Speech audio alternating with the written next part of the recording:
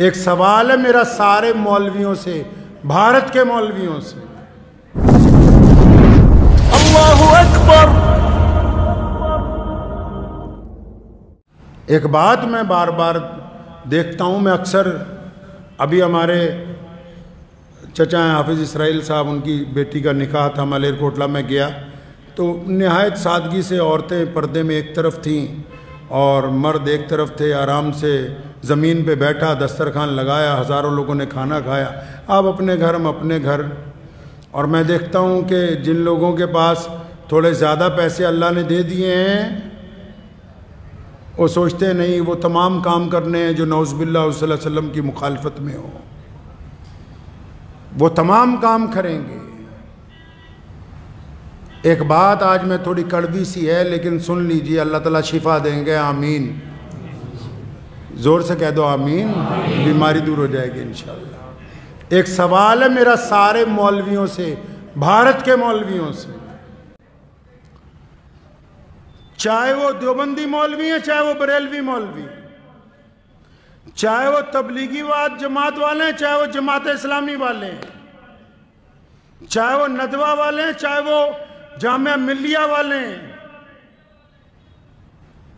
جتنے بڑے بڑے دانشور مسلمان بنے پھرتے ہیں، ان سب سے سوال ہے کہ یہ جو اب عام شادیاں مسلمانوں کی ہوتی ہیں جن میں تم ڈی جے لگا کے ڈھول بجا کے اور وہاں رقص و سرور کی محفلیں منعقد کی جاتی ہیں، اور آپ جیسے بڑے مسلمانوں کے چودھری جن لوگوں نے وقت بھی لگایا، جو اپنے آپ کو خواجہ اجمیری کے سجادہ نشین بھی کہتے ہیں، جو اپنے آپ کو اہل سنت والجماعت کے جانشین کہتے ہیں، جو اپنے آپ کو علماء دیوبند کے وارث کہتے ہیں، اکثر دیکھنے کو ملتا ہے کہ جتنی غیر شرعی شادیاں ہیں یہ اپنی داڑیاں لے کے وہاں صوفوں پر بیٹھ کے آرام سے مرغا بریانی کھاتے ہیں۔ کیا تمہاری غیرت تمہیں ایک دفعہ نہیں چھجوڑتی کہ رسول اللہ کے حکموں کی کھلی خلاف ورزی ہو رہی؟ کیا تمہارے دل میں ذرہ برابر بھی شرم نہیں؟ ذرہ برابر غیرت نہیں آتی تمہیں؟ کہا مفتی صاحب نے، کہنے لگے میں گیا، لڑکی کو پوچھا کہ تمہیں فلاں کے ساتھ نکاح میں دے دیا، یہ گواہ کھڑے، یہ وکیل کھڑا ہے، تجھے قبول ہے؟ لڑکی بولتی نہیں۔ فرمایا 3 دفعہ پوچھا، لڑکی بولتی نہیں، تو سارے مفتی مل کے کیا کہتے ہیں کہ اگر بولتی نہیں ہے تو اس کا مطلب رضامند ہے، دستخط کراؤ، نکاح ہو گیا، کیا ہے جی؟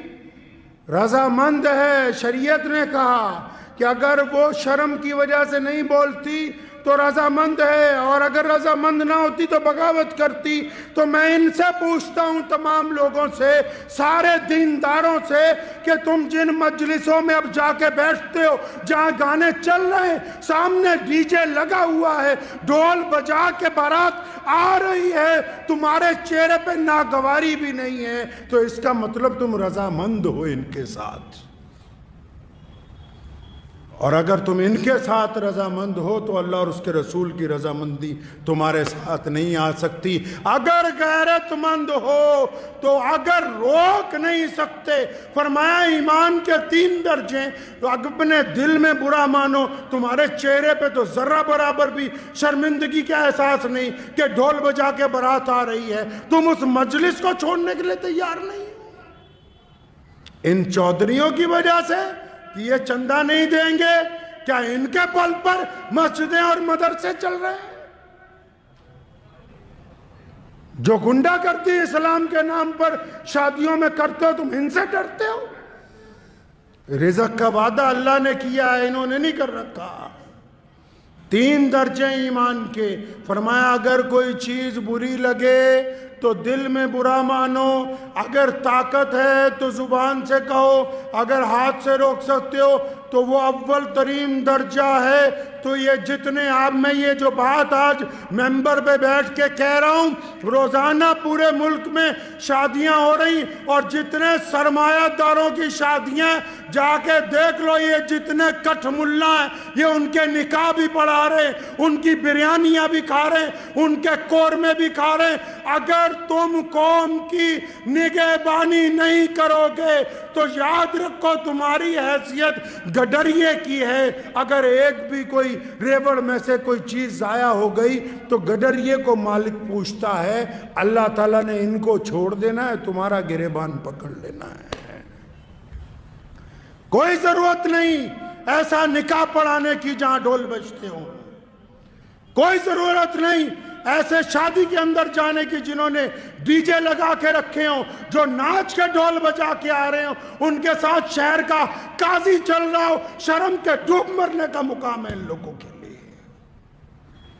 اتنی بھی غیرت زندہ نہیں رہی, اتنی بھی شرم و حیا زندہ نہیں رہی. کس بات کی دولت ہے یہ یاد رکھو, دین محمد الرسول اللہ کا ہے. کس کا دین ہے جی؟ محمد الرسول اللہ کا دین ہے, اور یہ دین قیامت تک زندہ رہے گا. یہ کسی سرمایہ دار کا دین نہیں ہے, یہ کسی بہت بڑے چودھری کا دین نہیں ہے. دنیا کی کوئی طاقت اس دین کو سرنگوں نہیں کر سکتی. اس لیے پلٹیے اپنے رب کی طرف. اور آپ بھی سنیے جتنے عام مسلمان ہیں, اگر کسی شادی میں ناچ گانا ہو رہا ہے مسلمان کی, اور شراب پی کے کوئی آ رہا ہے, ڈھول بجا کے بارات آ رہی ہے, آپ اگر اس میں شامل ہیں تو آپ گنہگار ہیں. میں فتوے نہیں اکثر دیتا, لیکن یہ مسئلہ آپ کو اس لیے بتا رہا ہوں کہ رسول اللہ صلی اللہ علیہ وسلم کو یہ بات پسند نہیں ہے. رسول اللہ نے سادگی سے نکاح کا حکم دیا. عبد الرحمن بن عوف جلیل القدر صحابی, اربوں پتی آدمی, رسول اللہ نے فجر میں پوچھا عبد الرحمن یہ کپڑوں پہ لال رنگ کا داغ لگا, فرمایا یا رسول اللہ رات میرا نکاح ہوا تھا تو مہندی لگ گئی تھوڑی سی. کچھ نہیں کہا رسول اللہ نے کہ ہمیں نہیں بلایا, فلاں کو نہیں بلایا. تو رسموں میں پڑ گئے جی, فلانے بھائی کو لے آؤ, فلانے چاچے کو لے آؤ, ماسڑ کو لے آؤ, یہ لے آؤ, وہ لے آؤ. اور یہ جو چھپ چھپ کے تمہاری اولادیں زنا کر رہی ہیں, کبھی ان کی طرف بھی دیکھو, ان کی طرف بھی دیکھو. خدا کے واسطے ان تمام رسموں کو چھوڑ دیجئے, اور اس جذبے کے ساتھ چھوڑنا کہ ہم مسلمان ہیں, انشاءاللہ تعالی ہم اس غلط کام میں ساتھ نہیں دیں گے. کریں گے جی انشاءاللہ. ان مولویوں کو نہیں, باقی لوگ بھی. اگر کوئی چودھری اپنے بل پہ, اس کی اولاد اپنے بل پہ باجا بجوانا چاہتی ہو تو بجانے دو, اس کا نکاح پڑھانے کی ضرورت نہیں ہے جب تک توبہ کر کے اللہ اور اس کے رسول صلی اللہ علیہ وسلم کی رضا نہ حاصل کر لے. دعا کیجئے اللہ تعالیٰ مجھے بھی آپ سب کو بھی ان باتوں پہ عمل کی توفیق عطا فرمائے. وآخر دعوانا ان الحمدللہ رب. مجھے امید ہے کہ آپ کو یہ ویڈیو پسند آئی ہوگی. اگر پسند آئی ہو تو یہ آپ اپنے دوستوں کے ساتھ شیئر کریں, اور اس چینل کو سبسکرائب ضرور کریں.